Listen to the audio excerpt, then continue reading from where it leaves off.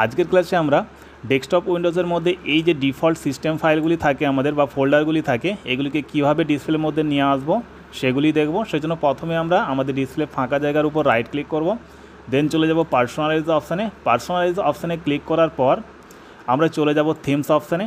Theme অপশানে click করার পর আমাদের এখানে উইন্ডোজটি চেঞ্জ হবে। আমরা একটু স্ক্রল করে নিচে চলে আসবো। আমরা দেখতে পাবো ডেস্কটপ আইকন সেটিংস নামে একটি অপশান আছে, এর উপরে আমরা ক্লিক করব। ক্লিক করলে আমাদের সামনে নতুন একটি পপ আপ উইন্ডোজ শো হবে।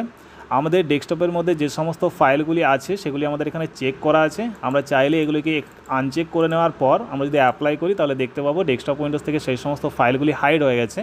আমরা যদি ওই সমস্ত ফাইলগুলিকে আবার ডেস্কটপের মধ্যে নিয়ে আসতে চাই সেক্ষেত্রে আমাদের প্রয়োজনীয় ফাইলগুলিকে আমরা এখান থেকে চেক করে নেব। চেক করার পর আমরা যদি অ্যাপ্লাই করি এবং ওকে বোতামে ক্লিক করি আমরা দেখতে পাবো আমাদের ডেস্কটপের মধ্যে ওই ফাইলগুলি আবারও ক্রিয়েট হয়ে গেছে।